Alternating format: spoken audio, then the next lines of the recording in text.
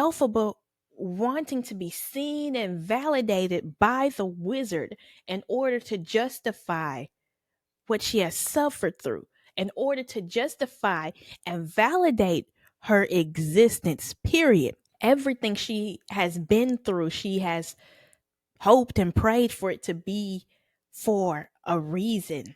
And when in reality, her existence is why they want her power. The podcast for discussions and advice for all walks of life. With Aery and Blu, we've got topics just for you, bringing it all to light. We're vividly vocal. We're vividly vocal. Hey, everybody. Welcome back to Vividly Vocal with your host, your fairy pod mother, Aery Blu. And today, you guys, we are going to be talking about Wicked, specifically Elphaba, and Elphaba's journey of her realizing her own worth, standing in her worth, recognizing her power, standing true to her values, standing tall and saying, I don't need all of you on my side. I am standing for what I believe to be right. Before we get into it, I want to share some good news. She's dead. So our Spotify Wrapped came back, and let me tell you, this year our 2024 gains are as follows. We have gained 412% listeners. Streams have increased by 600%. Followers have increased by 300%. Ain't that? And y'all, we are in the top 30% of video podcasts on Spotify.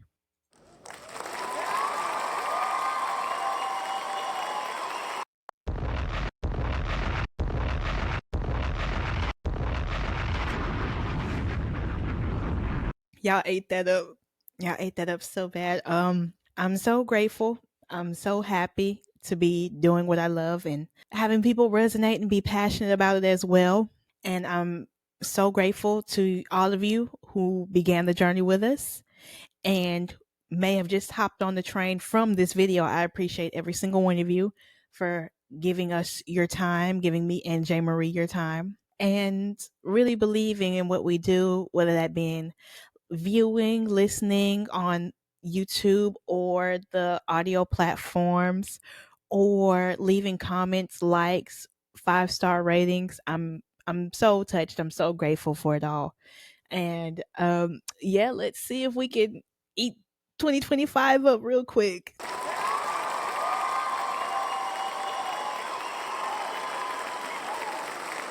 Also, from our last video, I have a few comments of the week that I want to acknowledge. Y'all have been talking to us on YouTube, and I really appreciate everybody leaving comments. Here's what y'all have said about the last episode. People will see your light before you do. From at armsyawn222. This video is so important. God bless you, Aery. Also, your face is so pretty and sweet. No resting bitch face. She said, got to the end and realized this was not FB safe. Super healing for me, though. Thank you. From at Yasmin the Nubian 3976. Girl, you're gorgeous. And thank you for this message. From at Vision Voyagers OG. Here from X, one of my dear friends. Thank you so much for following the link from my Twitter. And from at Cam Dion, heart. Thank y'all so much. I'm so glad y'all receive a little bit of value from that video, and I really appreciate it, and I hope y'all will stick around for more. And one more thing, y'all, we have made it to 275 subscribers on YouTube. I'm once again so appreciative and so grateful. I don't know if it would be too much to ask to make it to 300 by the year, but I'm going to be optimistic. If it happens, it happens. If it doesn't happen, it doesn't. I'm still grateful for it all. You know, we got 1 week left in 2024, but it would be nice to start 2025 off that way. But if not, I'm chilling. I'm cool. But if you haven't seen Wicked, I highly recommend y'all go watch Wicked and then come back to me because you'll understand what's going on. So, Wicked tells the story of Elphaba. She was born a green woman of color. She was born green. So, from birth, she was ostracized from her family. You know, she didn't have any friends. She was always treated as a monster everywhere she went. But during the opening of the film, the No One Mourns the Wicked, the opening song, the question is, are people born wicked or is wickedness thrust upon them? Ever since she was born, Elphaba was the black sheep or the green sheep of the family. Her father highly resented her for being born green, referring to her as an it, things of that nature. In the movie, it's my understanding that the bear nanny that took care of her is not in the actual play, so it's an addition they made or something to that effect. I didn't read the book, and I'm not familiar with the play. I've heard of the play, but I've never seen it in person. So the movie is my first time experiencing Wicked. So the only person that cared for her was Dulcie Bear, her bear nanny, surrogate mother. Now, Elphaba is also resented for having magical powers. In the film, you see she throws rocks at the kids, making fun of her. And she makes it to Shiz University, where her younger sister, what the hell's her name? Nessa Rose. Nessa. When Nessa makes it to Shiz University, she's escorting her. Elphaba's magic gets set off, and Madame Morrible recognizes her power and offers Elphaba to come study at the university and be her mentor. And she's so interested in Elphaba's power and harnessing her power and bringing her to the wizard. And she's like, my dear, many ways. Many years I have waited for a gift like yours to appear.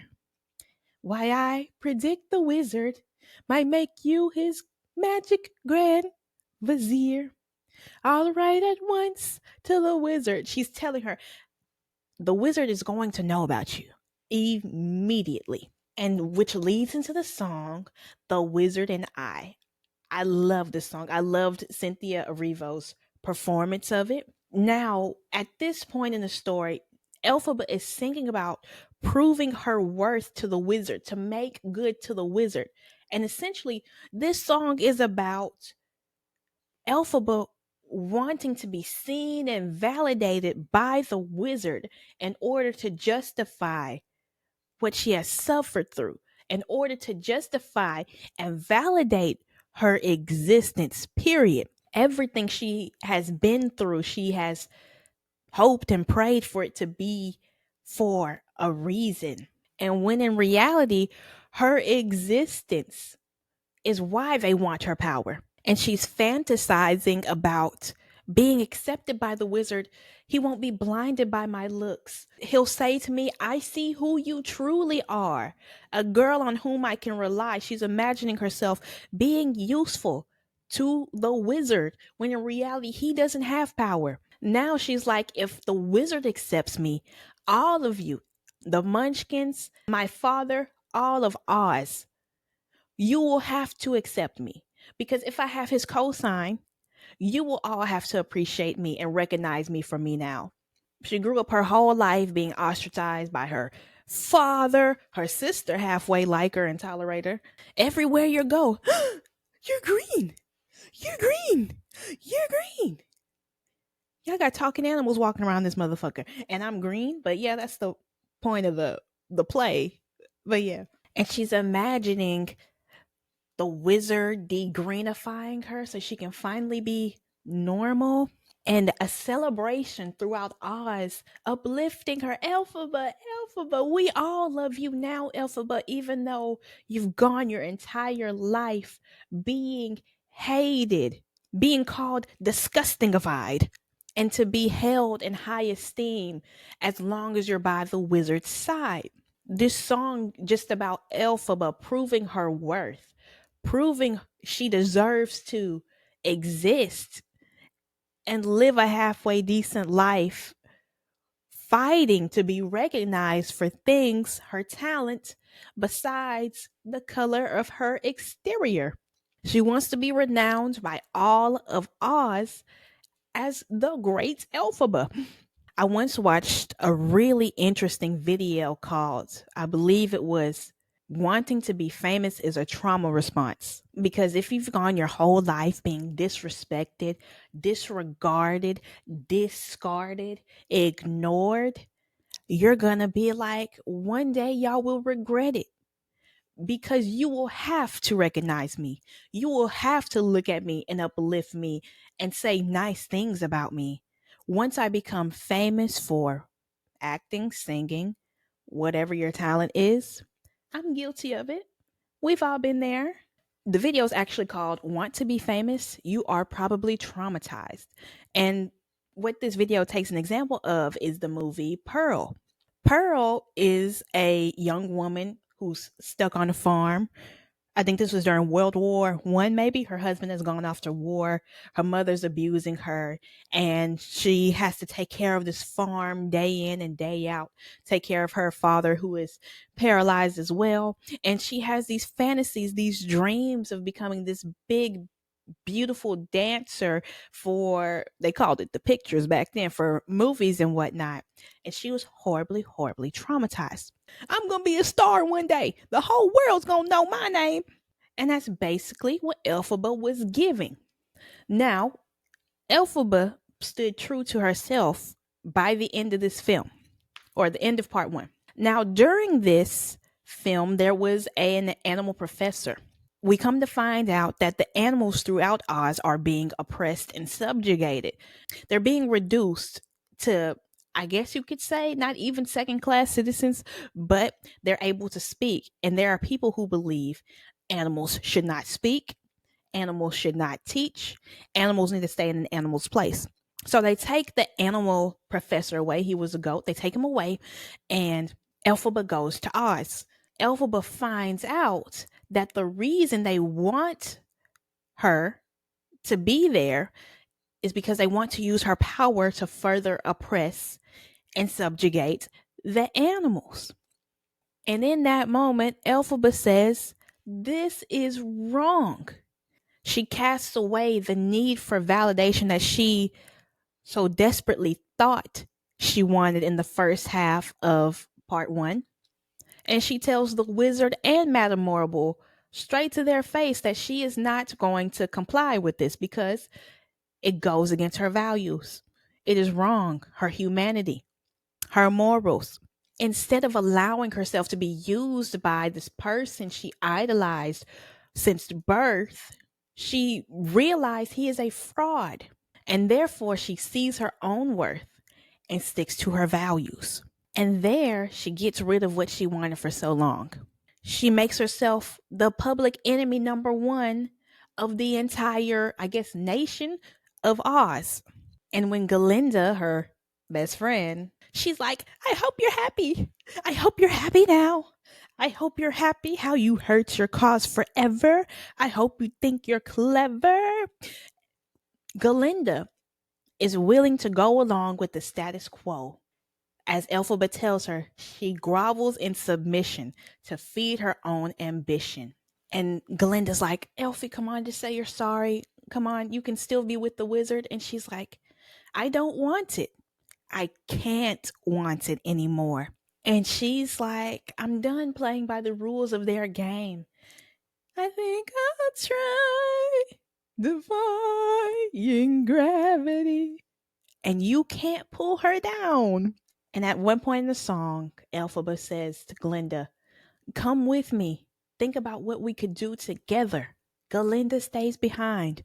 Why? It wouldn't benefit her to make herself also an enemy of Oz, to go with Elphaba and see if they can change the world together, because she has no talent. She stays behind because this is where her values lie. She has no reason to go. She's loved by all. She's loved by so many people. Her family is very important. There's no benefit for her to make herself an outlaw. And everyone was like, "Well, okay, I'm gonna go do my own thing. I'm gonna take to the western skies. And she's like, nobody in all of Oz, no wizard that there is or was, is ever gonna, no, is ever gonna bring me down. She's telling the wizard to kick rocks. I looked up to you my whole life, but now that I know you're a fraud and you have no power, good luck going against me now that she stole the Grimoire, the ancient spell book that only she can read from. She has all the physical power in this situation. Your power is based on a lie. And now that I know that, I can stay true to my truth and do what I got to do. And from there, Elphaba becomes known as the Wicked Witch of the West. And something I found really interesting about the opening song, No One Mourns the Wicked, I love that song too. To me, it's kind of a warning to the other Ozians to what happens if you are deemed wicked. If you step a toe out of line, even for you fighting for what you believe in, no one mourns the wicked. No one cries, they won't return. No one lays a lily on their grave. Hey, if you are deemed wicked, you will die alone. Y'all, what happens when you have a less than savory interaction with, let's say, a man? What is the first thing they want to tell you? You're going to die alone with 50 cats. So you better go be a pygmy somewhere. And Elphaba said, if that's love, it comes at much too high a cost. What is the girlie starting to say now? Good. I want a cat, actually. I want 3 cats. I want 7 cats. I want 13 cats. Call me the cat collector. Meow. I've been seeing some interesting things that an upcoming era we're about to enter, I guess, for 2025 is Eve versus Lilith. In the Bible, Lilith was the first wife of Adam, but she was cast out of Eden because I believe she was disobedient. And Eve was the more perfect wife because she was willing to obey, is the gist of it, is what I'm getting. I'm not well versed in the Bible, but people have compared Eve to Galinda, who will submit and obey, and Elphaba, who is willing to rebel and make her own path, which I think is really, really interesting. I'll have to read more on that. Maybe I'll talk about it one day. But I related so much to Elphaba because some of us have been put in positions to where the role of wicked, the role of the mean girl, the role of the bitch has been thrust upon us so heavily that we have no choice but to embody it. Elphaba embraced her green skin. She took her wickedness to the skies and she embraced it. She embraced her power. Similar to, I see a lot of women, especially me, been talking about the villain era. If I'm going to be the role of the bitch, the villain, the wicked witch, I will happily play that role. And I think that's really fucking cool. Okay, my light died, which means I've been talking a little too long. So, what I want to ask y'all about, do you relate to Elphaba? How do you relate to her? Do you resonate with anything that I have said? Be very vividly vocal in the comments, and I will talk to y'all on the next one. Bye, y'all.